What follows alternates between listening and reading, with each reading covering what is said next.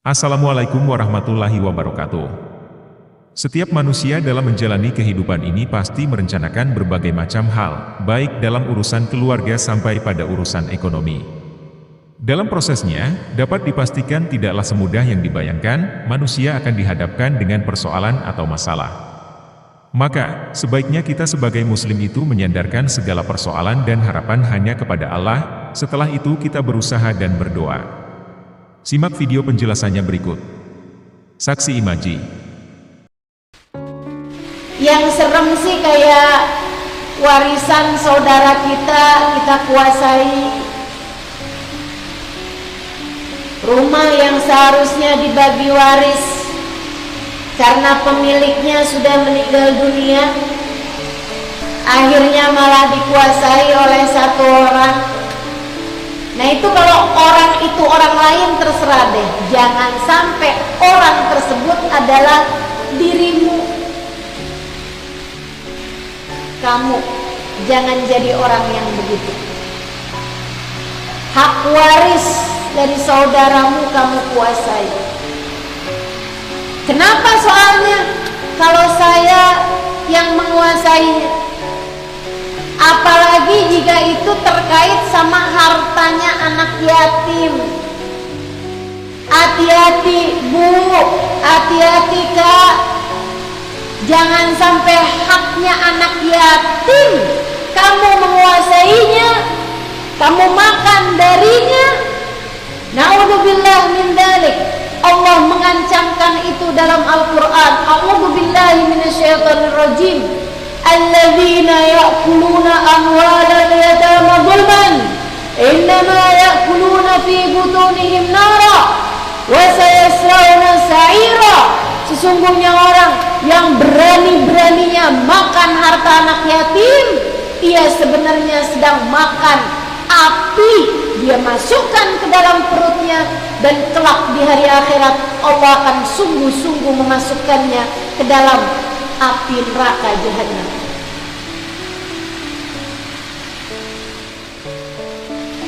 Serem. Jangan berani-berani sama harta haram. Ini berapa hari lagi nih akan masuk hari Asyura. Biasanya pada hari Asyura tuh banyak orang bikin santunan anak yatim. Bagus. Itu adalah suatu hal yang sangat dianjurkan dalam agama kita, terutama pada hari Asyura. Tapi hati-hati buat ibu-ibu, teman-teman, kawan-kawan yang ngumpulin harta dengan bahasa santunan anak yatim. Itu uangnya harus benar-benar 100% kamu peruntukkan buat anak yatim. Nggak boleh dibeliin nasi saat kamu lagi beredar pergi ke rumah orang-orang buat ngambilin uangnya tersebut. Kamu lapar, kamu belikan dengan uang itu makanan, atau kamu buat acara sebagian pakai uang tersebut yang jatuhnya tidak kepada anak-anak yatim. Artinya yang kamu makan tersebut adalah harta yang haram. Berhati-hatilah terhadap harta yang bukan hakmu. Bikin doamu tidak akan didengar oleh Allah.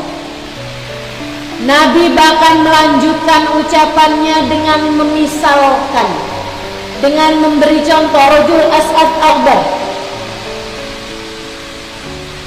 atala sabar madda yadayhi ila sama wa qala ya Rab ya Rab. Kata Nabi, ada seseorang yang lusuh, dekil bajunya, lapar keadaannya, terlihat tidak bersih, tidak terawat.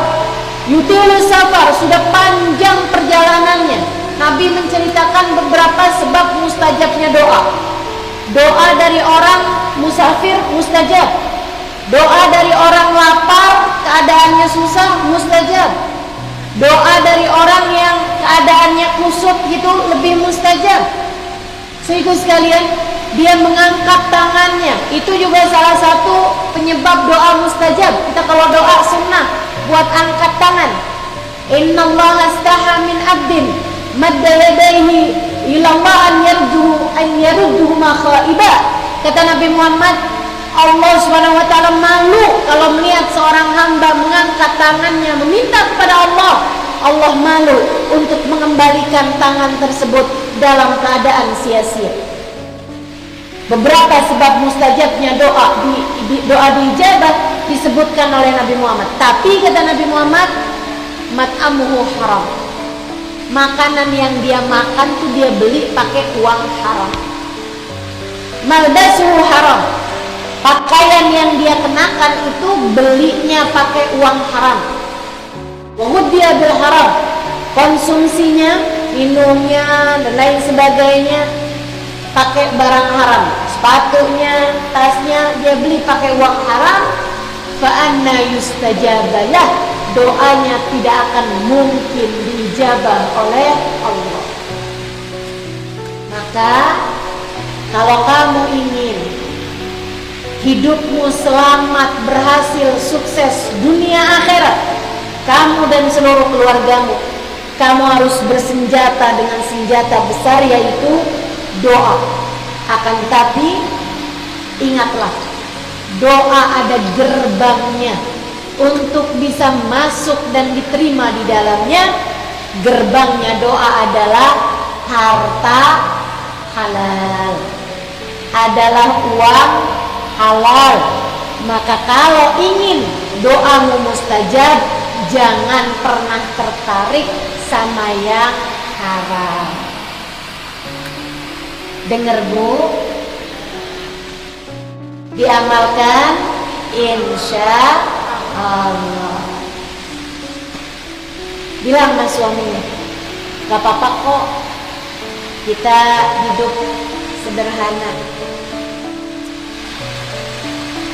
akan tetapi kita ingin hidup terus-terusan dalam keadaan yang berkah.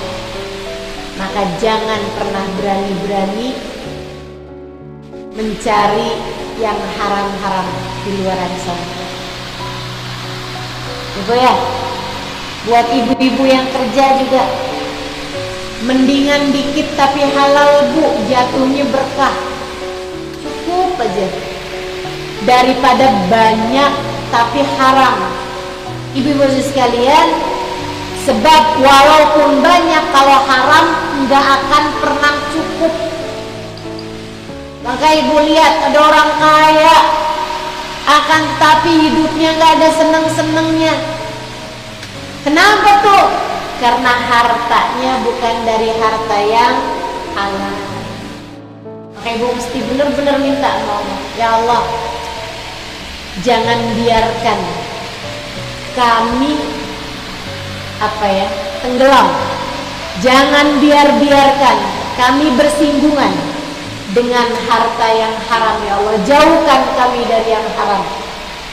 Jauhkan kami dari yang haram. Jauhkan kami dari orang-orang yang punya harta haram, agar kami tidak ikut serta memakan atau menikmati sesuatu yang haram, menjadikan doa kami tidak akan Engkau dengar.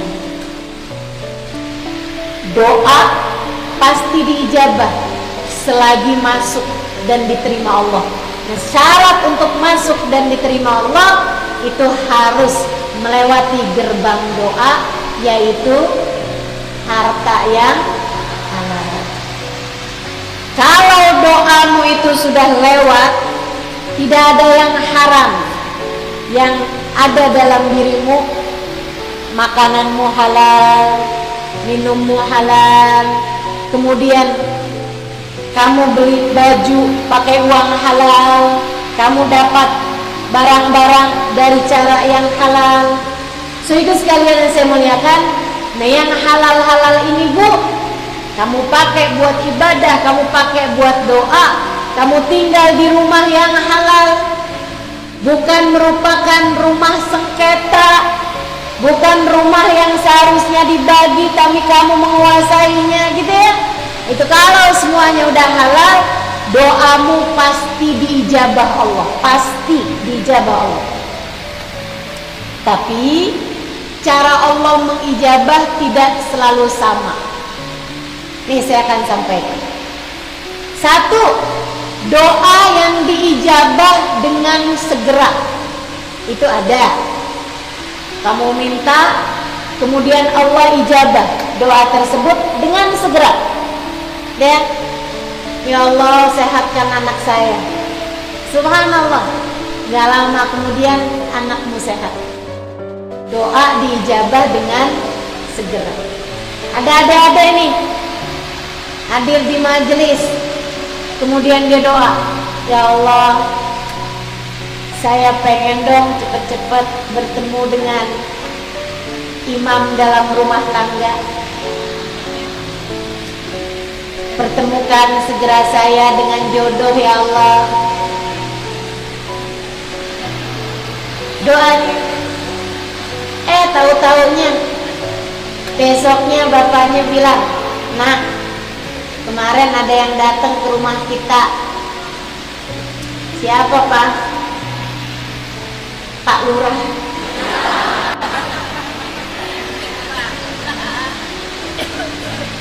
Sama anak laki-lakinya. Bukan Pak Lurahnya, bukan. Saya nggak tega membayangkanmu dimarahin Bu Lurah. Anaknya Pak Lurah ya. Dia melamar Muna. Subhanallah, doa diijabah dalam waktu yang cepat, segera. Ya, ada yang begitu. Masya Allah. Mudah-mudahan doa-doa kita diijabah dalam waktu yang segera. Tapi terkadang kamu juga pengen doamu diijabah tapi nggak segera. Saya yakin itu. Misalnya kamu berdoa, ya Allah, masukkan saya ke dalam surgamu. Mau nggak segera? Ya Allah, matikan saya dalam husnul khotimah. Mau nggak segera? Kita kepengennya masih yang tar aja dah gitu ya. Tapi kalau datang ajal kami, ya Allah, matikan kami dalam husnul, akan begitu. Jadi itu juga ada doa yang memang diijabah Allah dengan segera. Ada doa yang diijabah tapi tidak segera. Allah memberikannya pada waktu yang paling tepat. Maka misalnya kamu doa, ya Allah, pertemukanlah saya dengan jodoh saya ya Allah. Saya sudah bosan menjomblo. Saya kepengen ya Allah, kalau bulan Ramadan bisa melaksanakan hadis Nabi, berbukalah dengan yang manis. Tapi ternyata datang sebulan, 2 bulan, bahkan setahun, 2 tahun, doamu belum juga diijabah. Tenang, dek, Allah akan mengijabahnya pada waktu yang paling tepat. Kenapa gitu?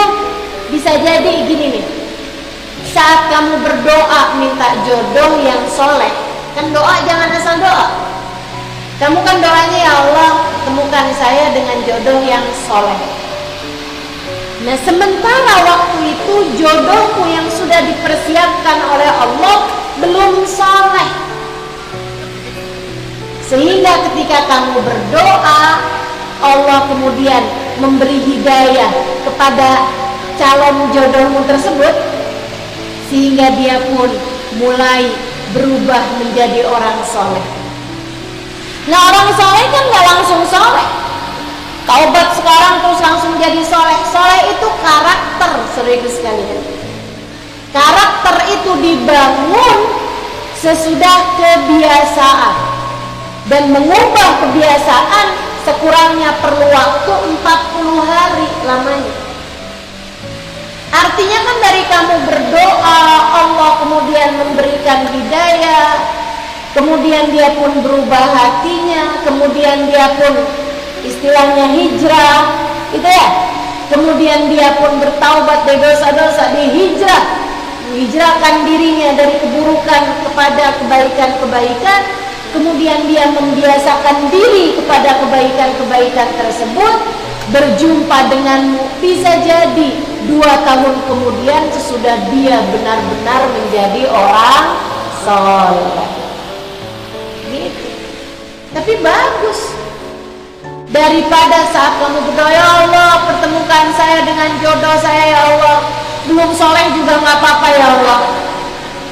Nanti kamu ketemu sama laki-laki yang belum soleh, belum tentu kamu kuat untuk menjadi istrinya. Bisa jadi kamu nggak tahan menghadapi laki-laki yang tidak soleh ini. Bisa jadi juga kamunya tahan, tapi kamu berubah menjadi perempuan yang tidak soleh. Karenanya Allah mengijabah pada waktu yang paling tepat. Nggak usah khawatir itu. Teruslah berdoa. Teruslah berdoa. Enak kalau udah Allah yang ngasih pada waktunya tuh semuanya enak. Tapi kalau enggak Allah yang ngasih pada waktu yang tepat, ibarat buah-buah karbitan. Buah karbitan rasanya enak? Enggak pernah enak. Jadi biarkan Allah Subhanahu wa ta'ala mengijabah pada waktu yang tepat. Kalau doa jangan suka maksa.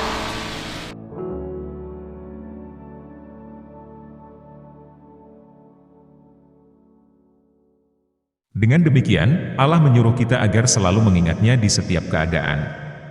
Apapun yang kita inginkan, maka sandarkanlah semua hanya kepada Allah. Dialah Allah yang Maha Mengetahui, baik yang nyata maupun yang gaib. Mintalah hanya kepadanya, niscaya Allah akan mengabulkan.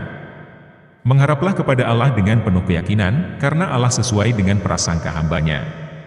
Semoga video tadi memberi manfaat bagi kita semua. Wallahu a'lam bishawab. Wassalamualaikum warahmatullahi wabarakatuh.